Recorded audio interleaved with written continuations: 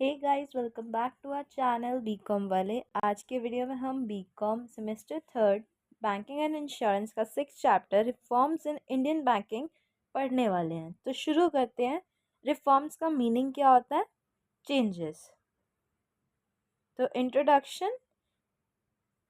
तो जो हमारा बैंकिंग है वो किंग पिन है of the chariot of economic process. तो जो रोल है एक्सपैंड करने में हमारी इकोनॉमी कंट्री की, जैसे इंडिया, तो वो अंडर एस्टिमेट नहीं करी जा सकती, ना ही ओवरलुक करी जा सकती। जो भी सक्सेस होता है एक कंट्री के प्लान का, वो डिपेंड करता है कि वो कितना स्मूथ और उसकी सेटिस्फैक्ट्री परफॉर्मेंस रहेगी जो हमारा बैंकिंग सिस्टम होगा उसका। तो इसकी रिफॉर्म्स की इंट्रोडक्शन इतनी ज़रूरी नहीं है। नीड नीड भी आप एक रीडिंग दे सकते हो कि नेशनलाइज्ड बैंक्स जो है उन्होंने ज़्यादा एक्वायर कर लिया है बैंकिंग स्ट्रक्चर में अपनी जगह। तो इससे क्या हुआ है, जो हमारे बैंक्स हैं उन्होंने अपना बहुत प्रोसेस कर लिया एक्सपैंड करने में, हमारी जोग्राफिकल कवरेज बाय ओपनिंग हमारे बहुत सारे ब्रांचेस खोल लिए हैं, स्पेशली रूरल में, बैकवर्ड में और सेमी अर्बन एरियाज़ में। तो डिफरेंट फेजेस। सबसे पहला पोस्ट डिपेंडेंट इंटरडिपेंडेंस, इसमें फाउंडेशन फेज रहेगा, एक्सपेंशन, कंसोलिडेशन और रिफॉर्म फेज। ये 5 मार्क्स के लिए आप देख सकते हो। सबसे पहला फाउंडेशन, तो ये पीरियड है जहाँ पे हमारा सबसे पहला नेशनलाइजेशन हुआ था बैंक्स का इन 1969। तो इस पीरियड में क्या था, स्ट्रेस रहा ऑन दिस, हमारे जितना भी बैंकिंग सिस्टम था उसके फाउंडेशन पर। ये एक लीगल फ्रेमवर्क रहा है। तो हमारा इम्पीरियल बैंक ऑफ इंडिया उसको कन्वर्ट किया था इनटू एसबीआई। सेकेंड हमारा एक्सपेंशन ये स्टार्ट हुआ था इन द मिड 1960s। तो इसने पॉपुलैरिटी गेन की amongst nationalization of 14 banks in July 1969। ये फेज था मास बैंकिंग का। तो इसमें क्या हुआ था, जितने भी हमारा बैंकिंग सर्विस था वो प्रोवाइड हुआ था सारे मैसेस को। तो ये रैपिड स्पीड अप किया इसने, एक्सपैंड किया नेटवर्क को जितने भी हमारे रूरल में और सेमी रूरल एरियाज़ में था। तो इस फेज़ में लोन्स एडवांस किए गए थे प्रायोरिटी सेक्टर्स को, जैसे एग्रीकल्चर, एक्सपोर्ट्स और स्मॉल स्केल इंडस्ट्रीज़। तो जैसे सेबी हो गया, हमारे एसोसिएट्स या जितने भी हमारे बैंक्स थे। कंसोलिडेशन फेज, तो ये स्टार्ट हुआ था 1985 में। एज ए रिज़ल्ट ये वीकनेस जितनी भी हमारी इमर्ज हुई थी एक्सपेंशन फेज में, तो इसने कवर अप करना था, कंसोलिडेट करना, इकट्ठा करना। तो आरबीआई ने स्टार्ट किए थे कुछ इनिशिएटिव्स रिलैक्सेशन के फॉर्म में, जिससे हमारा स्लो डाउन हुए बैंकिंग एक्सपेंशन प्रोग्राम। तो ये फोकस हुआ on the housekeeping, customer service और मैनेजमेंट प्रोडक्टिविटी और प्रॉफिटेबिलिटी। फोर्थ और लास्ट रिफॉर्म फेज। तो ये फेज स्टार्ट हुआ था 1991 में, जहाँ पे प्रोसेस लिबरलाइजेशन और ग्लोबलाइजेशन का हमारे इंडियन इकोनॉमी का स्टार्ट हुआ। उस टाइम पे इंडिया ने बहुत माइक्रो इकोनॉमिक क्राइसिस फेस की थी। तो कंट्री ग्रो कर रही थी बहुत कम रेट पर, तो फॉरेन एक्सचेंज रिजर्व्स भी हमारे बहुत कम थे। तो committees on reforms in Indian banking, सबसे पहले Narasimha committee on financial system in 1991 और हमारे बैंकिंग सेक्टर रिफॉर्म्स इन 1998। तो रिकमेंडेशन ये हैं हमारे नरसिम्हा कमेटी 1 1991। तो जो ज़्यादा लेवल कमेटी था वो अपॉइंट हुआ था under chairman in 1991 by government of India, जो एग्जामिन करते स्ट्रक्चर को, ऑर्गेनाइजेशन को, फंक्शंस और प्रोसीजर्स हमारे फाइनेंशियल सिस्टम के। तो इसकी मेन रिकमेंडेशंस क्या थी, हम वन बाय वन देखते हैं। सबसे पहले रिडक्शन हुआ स्टैट्यूटरी लिक्विडिटी रेशियो और सीआरआर में। सीआरआर हम लास्ट चैप्टर में पढ़ चुके हैं, टेक्निक्स इन क्रेडिट कंट्रोल में। तो कमेटी ने रिकमेंड किया था हम इन दोनों को रिड्यूस करें, जो स्टैट्यूटरी लिक्विडिटी रेशियो को 25% 5 ईयर्स के थ्रू। सेकेंड है हमारा interest rates of SLR and CRR. तो जो हमारे इंटरेस्ट रेट थे एसएलआर के वो लिंक थे मार्केट के साथ, जहाँ पे हमारा रेट ऑफ इंटरेस्ट सीआरआर वो रिलेटेड था हमारे एवरेज कॉस्ट ऑफ फंड्स के साथ। थर्ड है अबॉलिशन ऑफ डायरेक्टेड क्रेडिट। तो जो भी हमारे डायरेक्टेड क्रेडिट प्रोग्राम्स थे वो अबॉलिश हुए। तो जो हमारे प्रायोरिटी सेक्टर था वो रिफाइंड रहा टू इंक्लूड मैनेजरियल फार्मर्स या फिर हमारे tiny sectors of industry, small business या फिर ट्रांसपोर्ट ऑपरेटर्स। फोर्थ है free determination of interest rate, तो जो कमेटी थी उसने रिकमेंड किया था कि वो फ्रीली रखेंगे रेट ऑफ इंटरेस्ट के, जिसके थ्रू बैंक अपना इंटरवेंशन आरबीआई को दे सकता है। ये अटेम्प्ट करता है कि हमारा minimum 4% of capital equity ratio रहे। फिफ्थ है adoption of uniform accounting practices, तो कमेटी ने रिकमेंड की अडॉप्शन हो जाए। सिक्स्थ है इनकम रिकग्निशन, तो बैंक्स और फाइनेंशियल इंस्टीट्यूशंस जो फॉलो कर रहे थे एक्रूअल सिस्टम ऑफ अकाउंटिंग, तो उसके अंदर कोई भी इनकम रिकग्नाइज नहीं हुई थी in respect of non performing assets. Seventh है प्रोविजनिंग, तो कमेटी रिकमेंड करती है जितने भी एसेट्स है वो 4 कैटेगरीज में डिवाइड हो, स्टैंडर्ड, सब स्टैंडर्ड, डाउटफुल और लॉस एसेट्स। तो प्रोविजन जो था हमारा 10% का सब स्टैंडर्ड्स के केस में, और 100% सिक्योरिटी शॉर्टफॉल हमारे डाउटफुल डेब्ट्स के केस में। एथ है ट्रांसपेरेंसी, ये रिकमेंड करता है कि बैंक बैलेंस शीट जो है हमारी वो ट्रांसपेरेंट रहे। नाइन्थ है इस्टेब्लिशमेंट ऑफ स्पेशल ट्रिब्यूनल्स, तो ये भी सेटअप हुए थे। टेंथ है रिकॉन्स्टिट्यूशन ऑफ बैंकिंग सिस्टम, तो न्यू पैटर्न कैसे फॉर्म होगा, 3 या फिर 4 बैंक्स जो भी इंटरनेशनल करेक्टर के अंदर आ रहे हैं, 8 to 10 नेशनल बैंक्स जो ब्रांच थे throughout the country engage हो रहे हैं in universal banking, local banks with operation in specified region, rural banks confined थे रूरल एरिया से जो कॉन्सेंट्रेट कर रहे थे एग्रीकल्चरल फाइनेंसिस पर। 11 था अबॉलिशन ऑफ ब्रांच लाइसेंसिंग, तो कमेटी ने रिकमेंड किया था अबॉलिशन ऑफ ब्रांच लाइसेंसिंग और जितने भी मैटर्स थे regarding opening and closing of branches, commercial judgement of individual banks. 12th है कंप्यूटराइजेशन, तो कमेटी ने फेवर किया था इस कमेटी को ताकि जितने भी हमारा कंप्यूटर्स है वो इंडिस्पेंसिबल टूल्स रहे फॉर कस्टमर सर्विस। 13 था एंडिंग ऑफ डुअल कंट्रोल, तो डुअल कंट्रोल जो बैंकिंग सिस्टम के ऊपर था और फाइनेंस मिनिस्ट्री या फिर रिजर्व बैंक, वो एंड हो गया। 14 कंट्रोल कमेटी ने फेवर किया था लेस रेगुलेटेड और एडमिनिस्ट्रेटेड सिस्टम्स, तो बैंक प्रोवाइड करता फ्रीडम टू रिक्रूट ऑफिसर्स। 15 और लास्ट फाइनेंशियल इंस्टीट्यूशंस, कुछ रिकमेंडेशंस दी गई थी जैसे कि liberalisation of capital market, reserve bank ने सेटअप करनी कुछ न्यू एजेंसीज ताकि वो फाइनेंशियल इंस्टीट्यूशंस को सुपरवाइज कर सके, जैसे मर्चेंट बैंक्स, म्यूचुअल फंड्स और हमारी लीजिंग कंपनीज। इम्प्लीमेंटेशन कैसे हुई हमारी नरसिम्हा कमेटी की, सबसे पहले इंटरेस्ट रेट डीरेगुलेशन, तो अप्रैल 1998 में जो हमारे इंटरेस्ट रेट्स थे और लोन्स थे वो कम्प्लीटली डीरेगुलेट हो गए। सारे एडवांसेस आरबीआई के वो लिंक थे टू द बैंक रेट, तो उस केस में जितने भी हमारे लेंडिंग रेट्स थे वो लिंक थे with the prime lending rate. Second, reduce CRR and SLR, तो ये दोनों रिड्यूस कर दिए गए 10 और 25% से।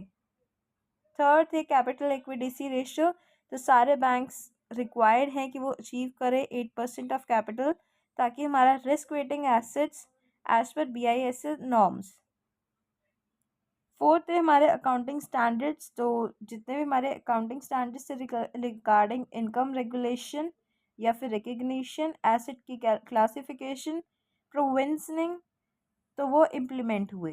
फिफ्थ है हमारे प्राइवेट और फॉरेन बैंक्स, तो सेटअप हुआ इनका, तो वो जितने भी हमारे फॉरेन बैंक्स थे उनका सेटअप अलाउड रहा। सिक्स, ब्रांच लाइसेंसिंग, ये भी लिबरलाइज कर दी गई, ये आप फिफ्थ सेमेस्टर में इंडियन इकोनॉमी में भी पढ़ोगे। सेवेंथ है हमारा बिजनेस के रिलेटेड रहेगा, ये कुछ पॉइंट्स आप खुद से भी लिख सकते हो और अगर आपको बुक का कंटेंट नहीं पसंद आता आप किसी और गूगल से या फिर किसी AI टूल से वहाँ से हेल्प लेके भी लिख सकते हो। तो वैसे तो इसके अंदर पब्लिक इशू लिखा है, जैसे नेशनलाइज्ड बैंक्स ने अलाउ कर दिया था कि कैपिटल रेज कर सके पब्लिक से अप टू 49% ऑफ कैपिटल, तो सारे बैंक्स ने ये इशू कर दिया था।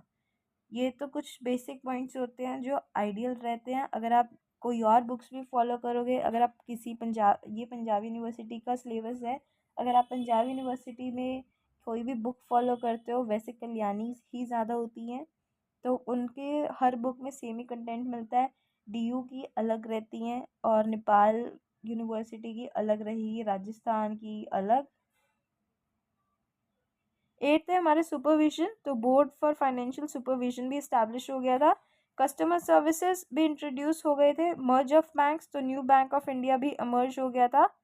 रिकवरी ट्रिब्यूनल, तो स्पेशल डेब्ट रिकवरी ट्रिब्यूनल भी सेटअप हो गया। लास्ट है हमारा कंप्यूटराइजेशन, ये हमने उसमें भी देखा, तो एग्रीमेंट हुआ था साइन ट्रेड यूनियन के साथ, तो बैंक हमारा कंप्यूटराइज हो गया था एट अ फास्ट स्पीड। और अब है हमारी नर्सिंग कमेटी 2, तो गवर्नमेंट ऑफ इंडिया ने इस्टेब्लिश किया था एक नोटिफिकेशन 26 दिसंबर में, तो जो हमारी फॉर इट्स कॉन्स्टिट्यूशन, तो कमेटी ने सबमिट कर दिया था फाइनेंस मिनिस्टर को 1998 में। तो इसका मेन ऑब्जेक्टिव यही रहेगा कि हमारे बैंकिंग सेक्टर रिफॉर्म्स को कमेटी जो थे वो इस्टेब्लिश हो for strong effective and profitable banking system. तो इसकी मेन रिकमेंडेशंस दी हुई हैं। सबसे पहली है मेजर करना और स्ट्रेंथन करना हमारे बैंकिंग सिस्टम को। सेकेंड है सिस्टम और मेथड्स इन बैंक्स। और last structural changes in system. इसके अंदर और दो भी दिए हुए हैं, रेगुलेशन और सुपरविजन और लीगल और लेजिस्लेटिव फ्रेमवर्क। तो सबसे पहले मेजर करना हमारे बैंकिंग सिस्टम को। सबसे पहला है कैपिटल इक्विडिसी, तो कमेटी सजेस्ट करती है जो भी हमारे पेंडिंग इमरजेंसी से है मार्केट्स में इंडिया में, तो उस केस में हमारे मार्केट रिस्क कवर हो, तो ये डिज़ायरेबल रहेगा फॉर कैपिटल इक्विडिटी रिक्वायरमेंट जो टेक प्लेस करेगा in consideration market risk in addition to credit risk. तो ये जो सेकंड इसमें यही दिया जो हमारा रिस्क वेट है for government guaranteed advance. Third है हमारा एक एडिशनल कैपिटल रिक्वायरमेंट हो जाती है 5% ऑफ फॉरेन एक्सचेंज, जो भी हमारे पोजीशंस की लिमिट है, तो ये रिस्क इंटीग्रेटेड रहेगा into calculation of risk weighted assets. Fourth है हमारा कमिटी रिकमेंड करती है minimum capital to risk assets ratio जो इंक्रीज हो जाती है टू 10% और प्रेजेंट लेवल पे 8%। फिफ्थ है हमारा पब्लिक सेक्टर बैंक के केस में additional capital requirement will come either from government या फिर बाय मार्केट। सेकेंड है हमारा एसेट क्वालिटी या फिर एनपीए या फिर डायरेक्टेड क्रेडिट। तो कमेटी रिकमेंड करती है हमारे एसेट्स क्लासिफाइड रहे एज डाउटफुल अगर उसमें वो सब standard category for 18 months in first instance और बाकी के केस में 12 मंथ्स या फिर लॉस अगर होता है तो वह इंडेनिफाई किया जाता है बट रिटर्न ऑफ नहीं किया जाता। सेकेंड, कमेटी ने नोट कर लिए एनपीए फिगर्स जो इंक्लूड नहीं करते एडवांसेस जो भी कवर्ड हैं बाय गवर्नमेंट गारंटीज जिसमें वो स्टिकी टर्न आउट करते हैं जिससे क्या होता है जो भी एब्सेंस रहता है गारंटीज का वो क्लासिफाई किया जाता है एज एनपीएस। तो कमेटी व्यू में रहती है for the purpose of evaluating जो भी हमारी क्वालिटी है एसेट पोर्टफोलियो की। नेक्स्ट है बैंक और फाइनेंशियल इंस्टीट्यूशंस प्रोवाइड करते हैं हमें बहुत सारी फैसिलिटीज़ बट जो एवरग्रीनिंग की प्रैक्टिस है वो अवॉइड करी जानी चाहिए ताकि हमारे फ्रेश एडवांस और हमारे जितने भी कस्टमर्स हैं उनको कोई दिक्कत ना रहे। फोर्थ है कमिटी बिलीव करती है ऑब्जेक्टिव रिड्यूस हो to the ratio of NPA to total assets. Fifth committee is of the firm view कि जितना भी हमारा एफर्ट है एट मार्केट फाइनेंशियल रिकंस्ट्रक्टिंग उस केस में ये फॉर्म रहे। ये बहुत डिटेल्ड और बहुत अलग सी लैंग्वेजेस में लिखे हुए हैं, इनको याद करना थोड़ा मुश्किल हो जाता है बाकी चैप्टर्स के कंपैरिजन में। आप देख सकते हैं इसमें मैंने कुछ ज़्यादा लिखा नहीं हुआ, ये मैंने अपने टाइम पे स्किप किया था। ये बहुत थ्योरी जैसा सा है जैसे लॉ हो जाता है। तो नेक्स्ट भी इसमें ऐसे लिखा है कमेटी सजेस्ट करती है कंसिडरेशन टू अल्टरनेटिव अप्रोचेस की for bank with a high NPA portfolio. तो फर्स्ट अप्रोच में लोन एसेट्स ऑफ डाउटफुल रहते हैं और लॉस कैटेगरीज भी आइडेंटिफाइड रहती हैं जो कि हमारा रीजनेबल वैल्यू डिटरमाइन करती है। तो एसेट्स ट्रांसफ़र किए जा सकते हैं to an asset reconstruction company जो इशू करती है बैंक्स को बाय एनपीए स्वैप बॉन्ड्स जो रिप्रेजेंट करते हैं एक रियलाइजेबल वैल्यू ऑफ एसेट्स जो ट्रांसफ़र हुए हैं बट उनकी स्टैम्प ड्यूटीज़ एक्सेसिव ना हो।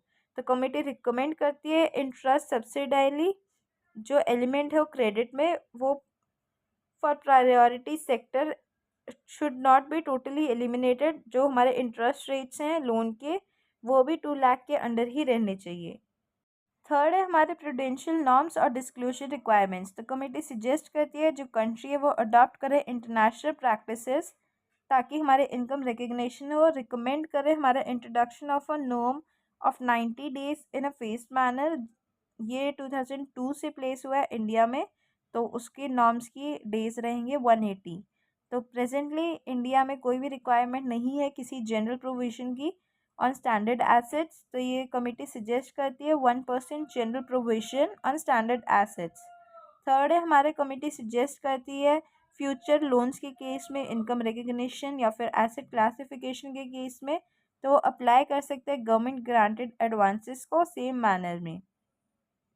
फोर्थ है कमेटी रिकमेंड करती है कि क्लोजर की नीड है for the maturity pattern of assets और लाइबिलिटीज़ या फिर जितने भी हमारी मूवमेंट हो रही प्रोविजन अकाउंट में। तो आरबीआई डायरेक्ट बैंक्स को पब्लिश करते हैं कंसोलिडेटेड बैलेंस शीट में ताकि वो रिवील करे strength of group in addition to financial statements.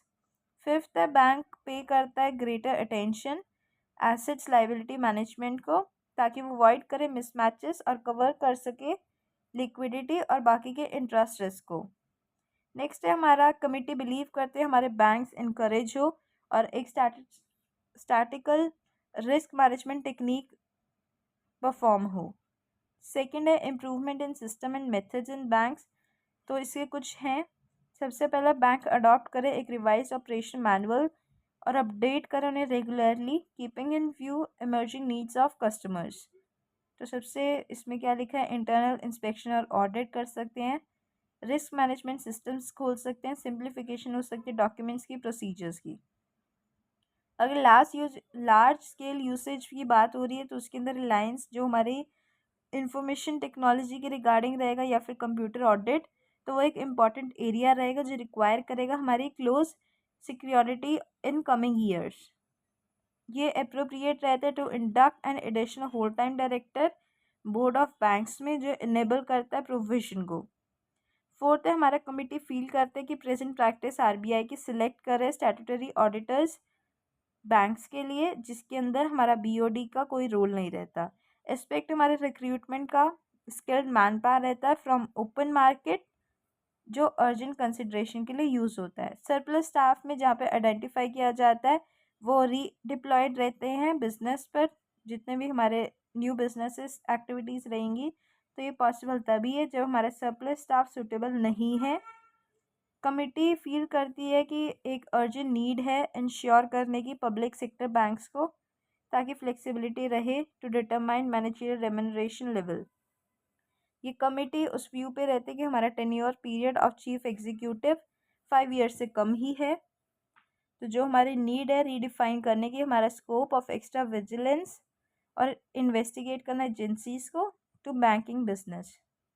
Third है हमारे स्ट्रक्चरल इश्यूज। तो इसके अंदर क्या है तो ये कमेटी नोट लेती है of the twin phenomena of consolidation और कन्वर्जेंस फाइनेंशियल सिस्टम के थ्रू जो एक्सपीरियंस करते हैं ग्लोबली। तो इंडिया में हमारे बैंक्स और डीएफआईज क्लोजर मूव कर रहे हैं टू ईच अदर ताकि हमारा जो स्कोप है एक्टिविटीज़ का वो फुलफिल रहे।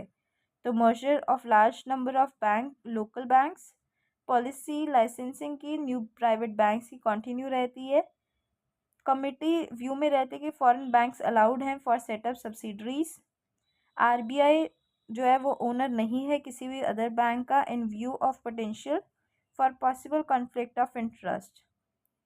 नेक्स्ट हमारा आईडीबीआई वो कॉर्पोरेट रहता है और कन्वर्ट रहता है into a joint stock company under companies act. जितने भी हमारे नॉन बैंक फाइनेंस कंपनीज है वो स्टैट्यूटरी रिक्वायर्ड है with a minimum worth of 25 lakh अगर वो रजिस्टर्ड हैं। कमेटी के पास व्यू रहता है अगर मिनिमम फिगर हमारी इंक्रीज हो जाती है 2 करोड़ तक तो वो परमिसिबल रहती है अंडर द स्टैट्यू। इसके अंदर हमारा फर्स्ट इंस्टेंस पे वो 50 लाख पर रेज होनी ज़रूरी है। तो एक न्यू रिफॉर्म अगर डिपॉजिट और इंश्योरेंस स्कीम में तो इंडिया डिपॉजिट करती है up to 1 lakh. Committee for inter bank call और नोटिस मनी मार्केट तो वो इंटर बैंक मनी में स्ट्रिक्टली रिस्ट्रिक्ट की जाती है टू द बैंक। तो कमेटी रिकमेंड करती है आरबीआई को तो वो टोटली विड्रॉल पे रहे from primary market in 91 days treasury bills में के लिए। तो कमेटी रिकमेंड करती है फॉरेन इंस्टीट्यूशन इन्वेस्टर्स को ताकि वह एक्सेस करे ट्रेजरी बिल मार्केट को। फोर्थ है हमारी रिकमेंडेशन रिलेटिंग टू रेगुलेशन और सुपरविजन। तो कमेटी रिकमेंड करती है कि जो भी हमारे रेगुलेटरी अथॉरिटीज़ है वो ऑब्लिगेटरी रहेंगे टू बैंक्स। तो जो भी हमारा अकाउंट रिस्क होएगा फॉर इट तो वो इम्प्रूव करेंगे। सेकेंड है कमेटी रिकमेंड करती है कि जितने भी हमारे रेगुलेटरी और सुपरविजरी अथॉरिटीज़ हैं वो नोट रखें ऑफ डेवलपमेंट जो भी हो रही है इन द इंडिया। थर्ड है कोई भी इंपॉर्टेंट एस्पेक्ट जो भी है हमारे रेगुलेटरी कंसर्न का वो इंश्योर करे ट्रांसपेरेंसी और क्रेडिटेबिलिटी हो। फोर्थ कमेटी इस व्यू पे रहती है कि जो भी बैंक से वो रिक्वायर्ड है कि वो हाफ ईयरली डिस्क्लोजर रिक्वायरमेंट्स पर रहे। तो first part is of general disclosure, provide करता है समरी ऑफ परफॉर्मेंस। और जो सेकंड है वो प्रोवाइड करता है believes regarding information such as capital liquidity ratio और प्रॉफिटेबिलिटी। नेक्स्ट है हमारा कमेटी रिकमेंड करता है एक इंटीग्रेटेड सिस्टम ऑफ रेगुलेशन और सुपरविजन। तो वो रेगुलेट कर सकता है और सुपरवाइज कर सकता है activities of banks financial institutions. Next है हमारा बोर्ड ऑफ फाइनेंशियल रेगुलेशन या फिर supervision. This should be given statutory powers. Fifth aspect of legal और लेजिस्लेटिव फ्रेमवर्क। तो सबसे पहले फ्रेमवर्क क्लियरली डिफाइन करता है राइट और लाइबिलिटीज ऑफ पार्टीज जो कॉन्ट्रैक्ट करता है और प्रोवाइड करता है स्पीडी रेजोल्यूशन ऑफ डिस्प्यूट्स। तो कमेटी फॉर्म हो सकती है for emphasize of importance. Securitization of mortgages वो भी crucially dependent on the ease of ऑफ इन्फोर्समेंट या फिर जितने भी हमारी कॉस्ट एसोसिएटेड है विद ट्रांसफर ऑफ मॉर्टेजेस। तो एक क्लैरिटी की नीड रहती है in the law regarding evidentiary value of computer generated. Next है हमारा कुछ भी जो भी हमारे लेजिस्लेटिव रिक्वायरमेंट्स हैं they are needed to implement source of recommendations.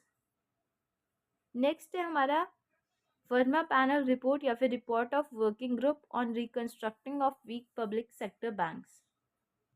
तो इसके अंदर term of reference of group क्या थे? सजेस्ट करना criteria for identification of weak public sector banks, study और एग्जामिन करना प्रॉब्लम्स को टू वीक बैंक्स, अंडरटेक करना a case by case examination of weak banks और आइडेंटिफाई करना बैंक्स को टू पोटेंशियली रिवाइवेबल, सजेस्ट करना एक strategic plan for financial organisation operation या फिर रिकंस्ट्रक्टिंग जिससे हमारे वीक पब्लिक सेक्टर्स को हेल्प हो।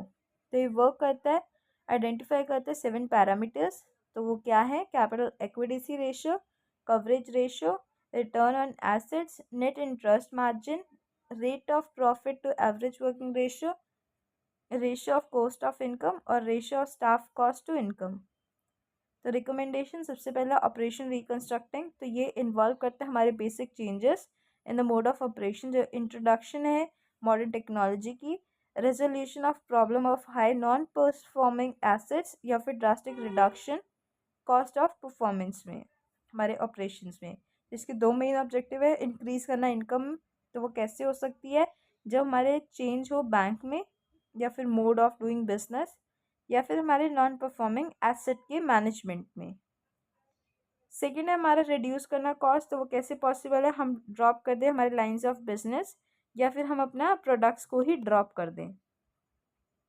सेकेंड है ऑर्गेनाइजेशन रिकंस्ट्रक्टिंग। तो ये कॉम्प्लेक्स एडमिनिस्ट्रेटिव स्ट्रक्चर है वीक बैंक्स का जो एक सीरियस लिमिटेशन इम्पेयर करता है डिसीजन मेकिंग प्रोसेस को। तो जो हमारा डी लेयरिंग रहता है अकम्पनीड बाय क्लियरली जो भी हमारे पॉलिसीज़ और प्रोसीजर्स हैं, स्किल्स हैं, adequate discretionary powers at different levels, तो वो इम्प्रूवमेंट लेके आते हैं। तो ये बैंक्स प्रोवाइड करते हैं लार्ज नंबर ऑफ ब्रांचेस। तो इसमें यही है कि ये बैंक्स के पास कॉपी रहती है सब डॉक्यूमेंट्स की। ये अपॉइंट कर सकते हैं CMDs जो भी सूटेड है फॉर बैंक। तो एक लाइन ऑफ सक्सेशन भी यूज़ हो सकता है। लीडरशिप लैक करती है middle level of these banks. Financial reconstructing working group recommend करता है इसे।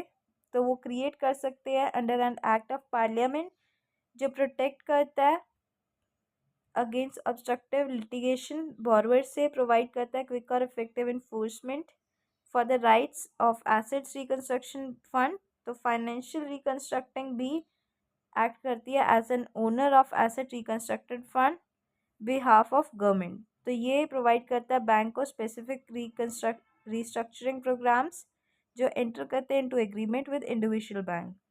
तो एक परमानेंट बॉडी नहीं रहती और ये वाउंड अप हो जाती है after completion of restructuring process. Fourth है सिस्टमैटिक रीस्ट्रक्चरिंग। तो फाइनली जो हमारी कमेटी है वो रिकमेंड करती है रीस्ट्रक्चरिंग को, जो इम्प्लीमेंट कर सकते हैं टाइम बाउंड मैनर में as they delay with adds to cost.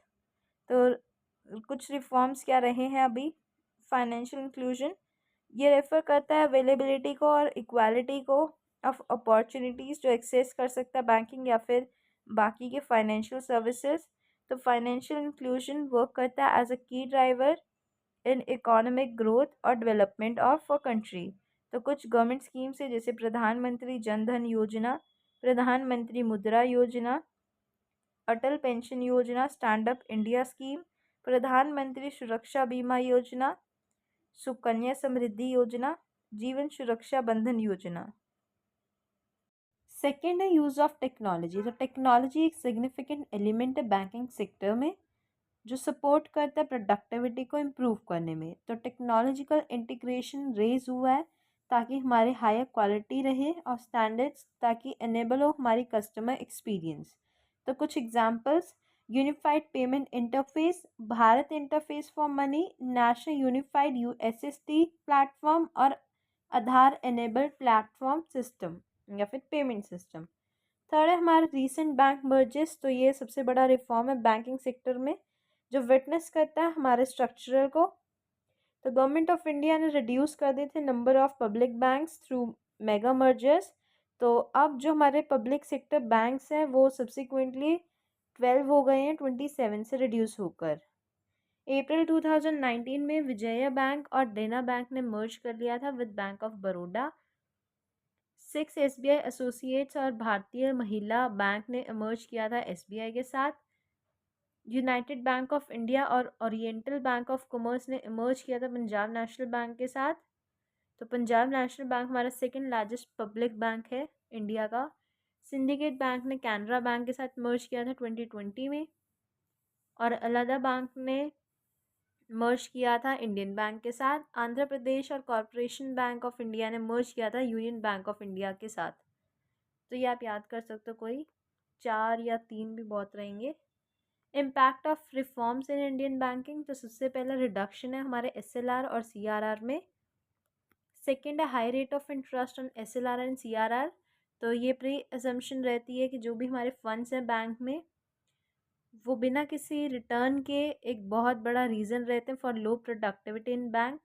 Third है deregulation of interest rate, ये भी एक इम्पैक्ट पाता है हमारे रिफॉर्म्स पर बैंकिंग सेक्टर में, जो डी रेगुलेशन फॉर्म कर देते हैं हमारे इंटरेस्ट रेट्स को।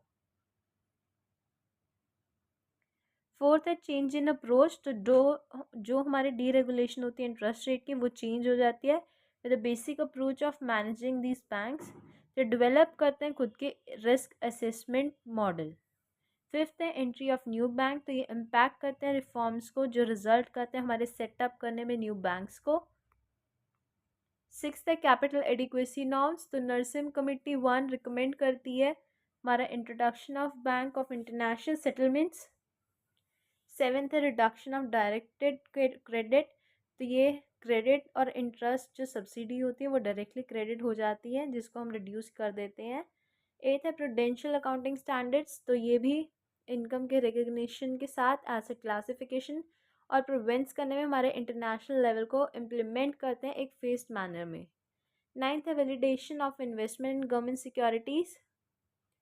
तो ये काम क्या करता है, हमारे जितने भी करंट इन्वेस्टमेंट्स होती हैं उनको मार्क कर देते हैं टू मार्केट। तो हमारी वैल्यू करंट इन्वेस्टमेंट की वो डिटरमाइंड होती है बाय मार्केट। तो न्यू प्राइवेट सेक्टर बैंक्स या फिर इन्वेस्टमेंट के केस में वो ऑलरेडी 100% रहती है। टेंथ है हमारी ब्रांच लाइसेंसिंग जिसको हम लिबरलाइज कर दिया गया है। तो डोमेस्टिक बैंक्स फ्री रहते हैं कि वो अपना न्यू ब्रांच स्टार्ट करें, बस उन्हें सेटिस्फाई करनी होती है कैपिटल एडिक्वेसी नॉर्म्स को। नेक्स्ट है हमारा रेज़ करना कैपिटल को पब्लिक से। तो नेशनलाइज्ड बैंक्स परमिट करते हैं कैपिटल को रेज़ करना up to 49% of capital. Twelfth है सुपरविजन, ये सेल्फ एक्सप्लेनेटरी है, कस्टमर सर्विसेज हो गया, कंप्यूटराइजेशन हो गया। 14th है हमारे रिकवरी ट्रिब्यूनल्स। तो special debt recovery tribunal setup किए जाते हैं, तो सेटलमेंट के लिए एडवाइजरी कमिटीज़ भी सेटअप होती हैं। 16th है हमारा reduction and distinction between banks और फाइनेंशियल इंस्टीट्यूशंस। तो रिफॉर्म्स किए जाते हैं जो रिड्यूस करते हैं हमारे डिस्टिंक्शंस को। लास्ट है reduction of non performing assets. तो पब्लिक सेक्टर के केस में कॉन्टीन्यूस एफर्ट्स किए जाते हैं ताकि हमारा non performing assets level decrease कर जाएं। तो challenges faced by Indian banking, पहला है हमारा कंपटीशन फ्रॉम इंटरनेशनल बैंक्स। तो प्रोसेस लिबरलाइजेशन का, ग्लोबलाइजेशन का रिजल्ट करता है बैंक्स रिफॉर्म्स को कि वो इंडियन इकोनॉमी में अपना शुरुआत करें। तो ये प्रोसेस एक टफ कंपटीशन से आता है from international banks to Indian banks. तो इंडियन बैंक के पास फाइनेंशियल मसल्स होता है कि वो compete कर सके इंटरनेशनल बैंक्स के साथ। तो जो हमारा साइज ऑफ बैंक्स है वो लाइकली इम्पॉर्टेंट रहता है टूल टू compete। सेकेंड है चेंजेस इन प्रोडक्ट प्राइसिंग। जैसे जैसे चेंज होता है उसमें हमारा जितना जो भी हमारा कंट्री का बैंक प्रोडक्ट्स रहेंगे वो प्राइस होंगे on the basis of risk assessment. Relationship banking, ये एक न्यू अराइवल है टू इंडियन बैंकिंग। तो बैंक के पास न्यू स्किल्स रहते हैं और नॉलेज रहती है ताकि वो एक इस्टेब्लिश कर सके म्यूचुअली बेनिफिशियल रिलेशनशिप कस्टमर्स के साथ। फोर्थ है सेल्फ रेगुलेशन बाय बैंक। तो इस प्रोसेस में बैंक फॉलो करता है self regulation through a self regulatory organisation. Fifth है हमारा management of non performing assets. Non performing assets के पूरा चैप्टर पढ़ेंगे हम आगे। तो management of non performing assets भी बहुत क्रूशियल है हमारे बैंक्स के लिए। तो बैंक के लिए बैंक्स को बहुत केयरफुल रहना पड़ता है मैनेज करने में, रिड्यूस करने में नॉन परफॉर्मिंग एसेट्स को। सिक्स्थ है मैनेज करना टेक्नोलॉजी को, जैसे हमारे एटीएम्स और क्रेडिट कार्ड्स। ये बहुत फास्ट मैनेजमेंट प्रोवाइड करते हैं और ये हाई क्वालिटी के प्रोडक्ट और सर्विसेज प्रोवाइड करते हैं to customers. Structure of Indian economy, तो ये क्रिएट करता है certain challenges to banking structure sector. Eight है हमारा competition from new private sector banks. तो जब हमारे लिबराइजेशन का प्रोसेस ओपन हो जाता है तो न्यू चैलेंजेस हो जाते हैं टू पब्लिक सेक्टर बैंक्स। तो जैसे हमारा न्यू प्राइवेट सेक्टर आया उससे प्रेशर ऑन स्प्रेड्स। तो स्प्रेड एक डिफरेंस है बिटवीन इंटरेस्ट अर्न और हमारा इंटरेस्ट पेबल। टेंथ है issue with respect to financial inclusion. तो फाइनेंशियल इंक्लूजन एक प्रोसेस है जो इंश्योर करता है access to appropriate financial products और सर्विसेज जो भी रिक्वायर्ड है for all sections of society, एक जनरल या फिर वनरेबल ग्रुप्स में, जैसे वीकर सेक्शंस ऑफ सोसाइटी या फिर लो इनकम ग्रुप्स। 11th है हमारा मैनेज करना with modern architecture of banks. तो ये न्यू जनरेशन बैंक्स हैं जो जिनके पास लॉबीज रहती हैं, तो वो प्रोवाइड करते हैं एक व्यू टू स्ट्रीट या फिर इंड्यूस करते हैं नवे क्लाइंट्स को टू चेक विजुअल एम्बियंस। तो इससे क्या रहता है, जो जो भी हमारा चेंज होता है उसको कोई भी इंटीरियर या फिर एक्सटीरियर फैकेट से उसका कोई रिलेशन नहीं रहता। तो पब्लिक सेक्टर बैंक्स के पास बहुत सारा कंपटीशन होता है प्राइवेट और फॉरेन बैंक से, जिसके थ्रू हमारा सुपीरियर डिज़ाइनिंग चेंज रहता है। 12th है मैनेज करना चैलेंजेस को यूनिवर्सल बैंक के। तो यूनिवर्सल बैंक का मीन ही ये होता है कि फाइनेंशियल एंटिटीज़ या फिर हमारे commercial bank DFI NBFCs undertake करते हैं हमारे multiple financial activities under one roof. तो वो फाइनेंशियल सुपरमार्केट के रहते हैं। ये कॉम्बिनेशन होता है कमर्शियल बैंक्स का, इन्वेस्टमेंट बैंकिंग का और बहुत सारे एक्टिविटीज़ जो इंश्योरेंस को इंक्लूड करते हैं। मैनेज करना कस्टमर एक्सपेक्टेशंस को through process of liberalisation financial services, और जितने भी कॉम्पिटिशन्स रहते हैं वो इम्प्रूव हो जाते हैं by the level of customer service. कुछ एक्सटेंट तक रहता है ये इन कमर्शियल बैंक्स। तो एक्सपीरियंस करते हैं interest of commerce customers eight times. तो इसका क्या कंक्लूजन निकलता है कि जितने भी सक्सेसफुल बैंक्स रहते हैं उनके पास कोई भी ऐसी टेक्नोलॉजी नहीं होती जो हार्नेस करे हमारे कस्टमर फ्रेंडली। तो ये एक अच्छा मेथड है और कॉस्ट इफ़ेक्टिव भी है। 14th है हमारा meeting requirement of corporate governance. तो कॉर्पोरेट गवर्नेंस ने अज्यूम करा है जो भी हमारे significance related to liberalise environment है बैंकिंग स्ट्रक्चर में वो फंक्शन करे कमर्शियल लाइंस पर। तो क्वालिटी हमारे कॉर्पोरेट गवर्नेंस की वो बहुत क्रिशियल रहती है एज जो हमारा कंपटीशन है वो चेंज होता रहता है, तो ये जो भी गैप होता है डिस्क्लोजर्स में वो प्रोवाइड करता है इंटरनेशनल स्टैंडर्ड्स, पर्टिकुलरली हमारे रिस्क मैनेजमेंट स्ट्रैटेजीज। तो ये स्टैंडर्ड है जो मीट करता है हमारे नीड्स। 15th है हमारा managing the disclosure and transparency.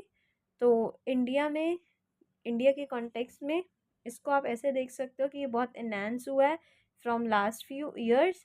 तो जो हमारा इशू अराइज हुआ है वो भी बहुत सारे इश्यूज जो भी हैं वो इसी के करके हैं, ट्रांसपेरेंसी करके। तो ये availability of raw source data presently जो भी हमारे मेजॉरिटी ऑफ बैंकिंग डाटा है वो आरबीआई के पास ही है। तो आरबीआई अवेलेबल करता है उसे फाइनेंशियल कम्युनिटी को, और बाकी सारे डाटा हमारे सेकेंडरी रहेंगे। 16th है मैनेज करना ह्यूमन रिसोर्स को। ह्यूमन रिसोर्स मैनेजमेंट आप पूरा पढ़ चुके हो एक सेमेस्टर में, तो ये भी इम्पॉर्टेंट है बैंक्स के लिए, बिकॉज बैंकिंग हमारा सर्विस इंडस्ट्री है। तो मैनेजमेंट ऑफ पीपल और मैनेजमेंट ऑफ रिस्क, ये दो की चैलेंजेस रहते हैं टू फेस बैंक्स। तो एक कॉमन कंप्लेंट रहती है बैंक एग्जीक्यूटिव्स में कि जो हमारा स्किल्ड मैन पर है वो शॉर्ट सप्लाई का ही रहे। तो कोई भी टू आर्ग्यूमेंट्स इस पर ह्यूमन रिसोर्स के हमें बहुत स्केयर कर देते, बोथ क्वालिटी और क्वांटिटी में।